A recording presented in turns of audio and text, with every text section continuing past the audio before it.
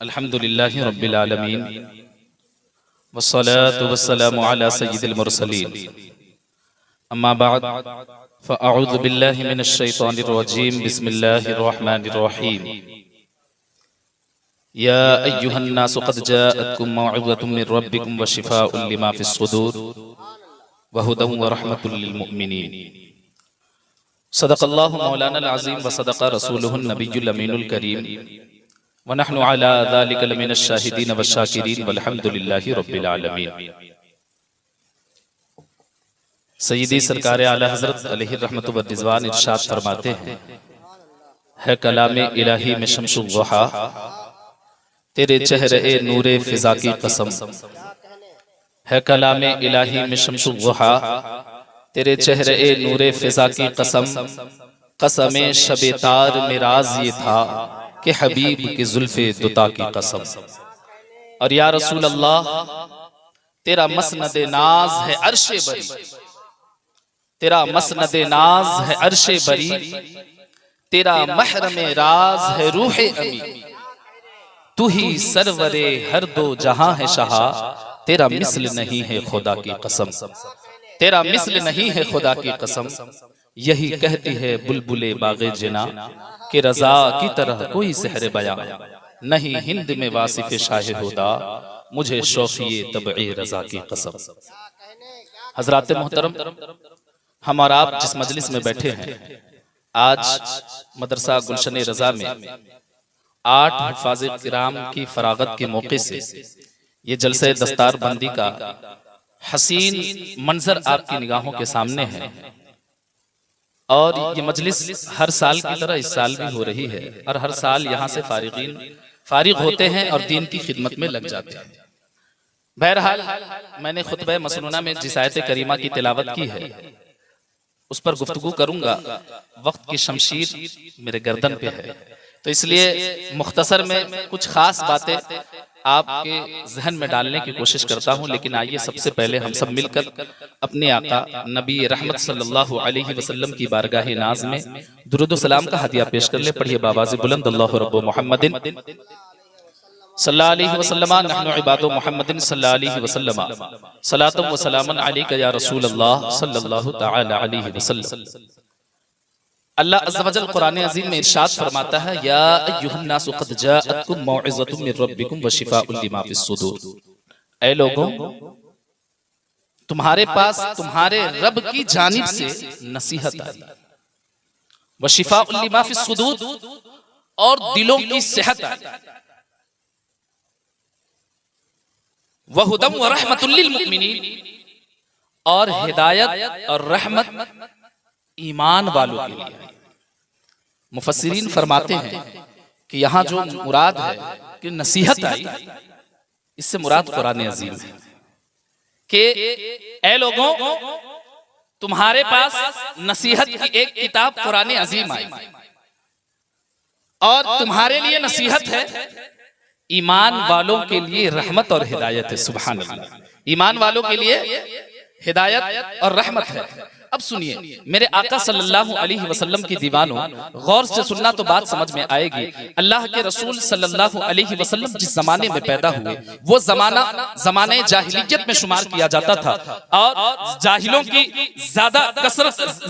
कसरत हुई थी, उस जमाने में होती थी। लेकिन याद रखिए, मेरे आका सल्लल्लाहु अलैहि वसल्लम जिस जमाने में आए, अगरचे वो जमाना जाहिलियत का दौर था, लेकिन उस वक्त बड़े बड़े फुसहा और बुलगा अरब में पाए जाते थे, और उनको अपनी जबान पर बड़ा नाज था, बड़ी शान और शौकत के साथ वो खुद पर गुरूर किया करते थे, और अपने अलावा को वो अजमी और जाहिल समझा करते थे। ऐसे वक्त में मेरे आका सल्लल्लाहु अलैहि वसल्लम तशरीफ लाते हैं अरब की सरजमी पर, और दुनिया वालों को बताते हैं, ओ दुनिया वालों, तुम हो अपने वक्त के फसीह, तुम हो अपने वक्त के बलीग, लेकिन याद रखो अल्लाह ने मुझे कुरान लेकर भेजा है। अल्लाह तबारक व तआला ने अपने हबीब को कुरान का मुअजिज़ा दिया, और कुरान एक ऐसी कामिल किताब है जिसमें हिदायत भी है, जिसमें रहमत भी है, दुनिया के तमाम मसाइल का हल मौजूद है, जिंदगी गुजारने के तरीके को कुरान अजीम में बयान किया गया है। अल्लाह अकबर कबीरा। मेरे आका सल्लल्लाहु अलैहि वसल्लम के जमाने में बड़े बड़े फुसहा जिन्हें अपनी जबान पर नाज था, जब कुरान अजीम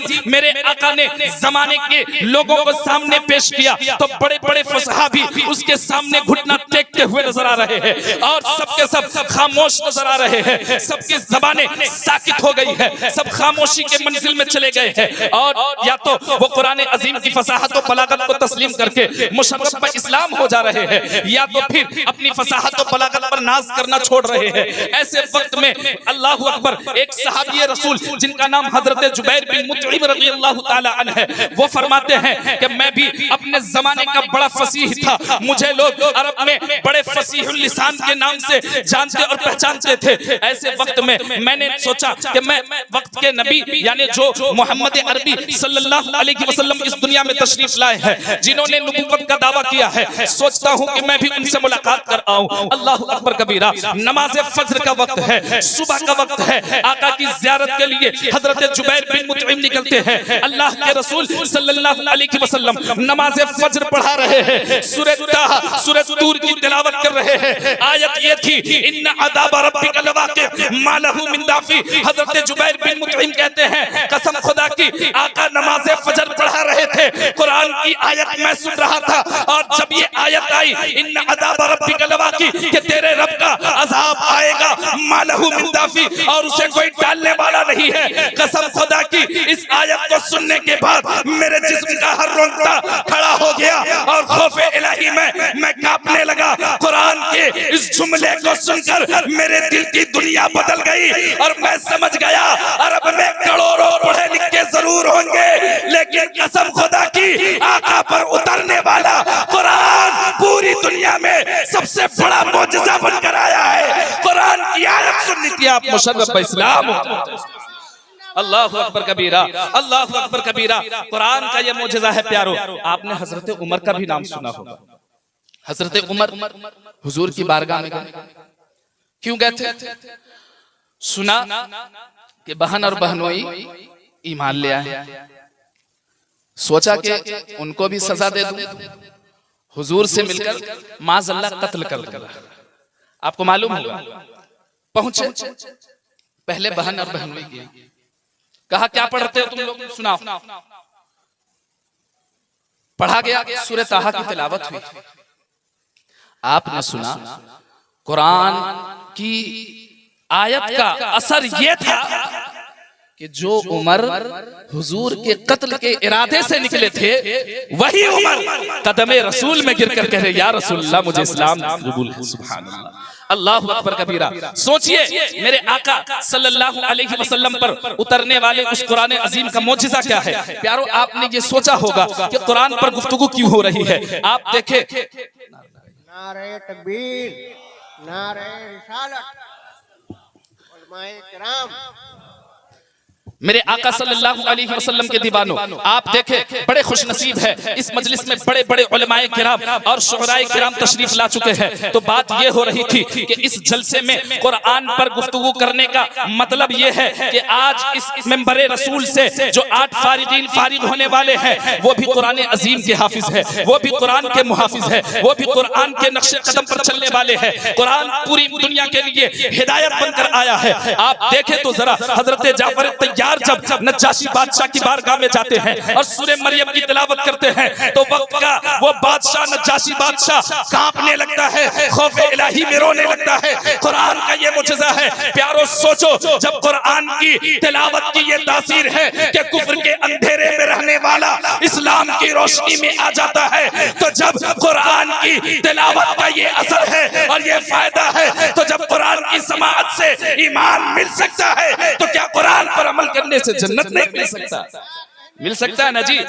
तो कुरान के मौजज़े को समझे। और मैं एक बात बता दूं, ये ऐसी किताब है, कसम खुदा की ऐसी किताब है, इसका तर्ज और तरीका आप देखिए। आप किसी से पूछिएगा कि तुम कौन हो, किताब से आप उसका नाम पूछिएगा, उसके राइटर का नाम पूछिएगा, वो नहीं बताएगा। लेकिन अगर आप कुरान से पूछिएगा, ए कुरान बता तू कौन है, तो कुरान कहता बल हुआ कुरान मजीद फी लौह महफूज, मैं कुरान अजीम हूं। मचल के बोलते सुभान अल्लाह। कहा ए कुरान, मान लिया तेरा नाम कुरान है, तू आया कहां से है? कुरान कहता है तंजीलुम मिन रब्बिल आलमीन, सारे जहान के रब की जानिब से भेजा गया हूं। सुभान अल्लाह।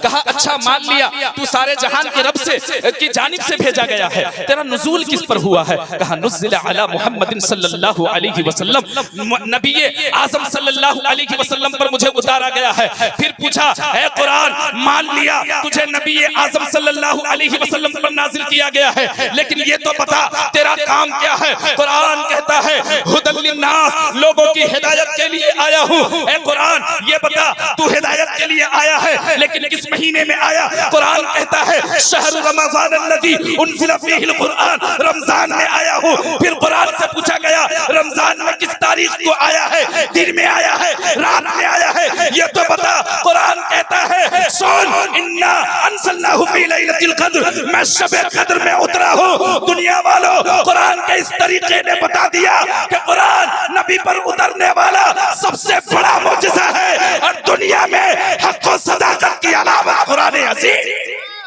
अल्लाहु अकबर कबीरा। अगर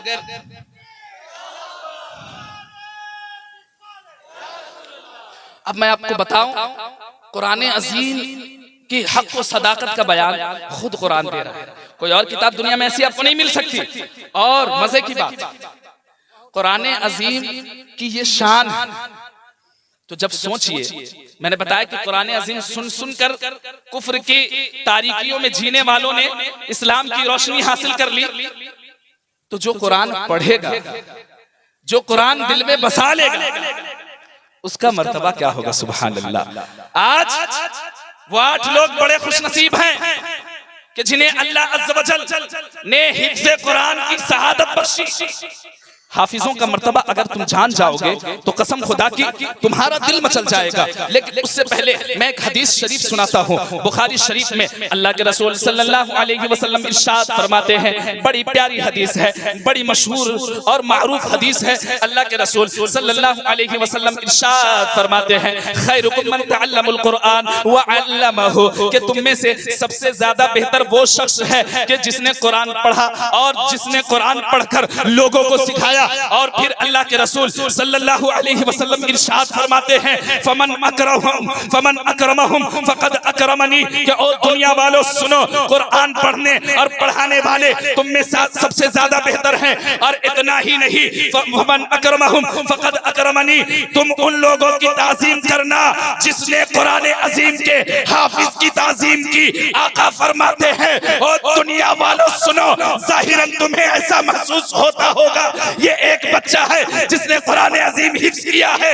लेकिन ताज़ीम तुम इसकी करोगे और अल्लाह तुम्हें मेरी इज्जत करने के बराबर सवाब इनायत फरमाए। हाफिज की ताज़ीम करोगे, अल्लाह के रसूल फरमाते हैं कि जिसने हाफिज की ताज़ीम की गोया उसने मेरी ताज़ीम की। सुभान अल्लाह। और कुरान हम लोगों ने ताकों की जीनत बना दी। अल्लाह के रसूल की वईद भी सुन लीजिए। अल्लाह के रसूल फरमाते हैं कि जिसके दिल में कुरान की आयतें महफूज न हो, वो दिल वीरान घर की तरह है। अल्लाहु अकबर।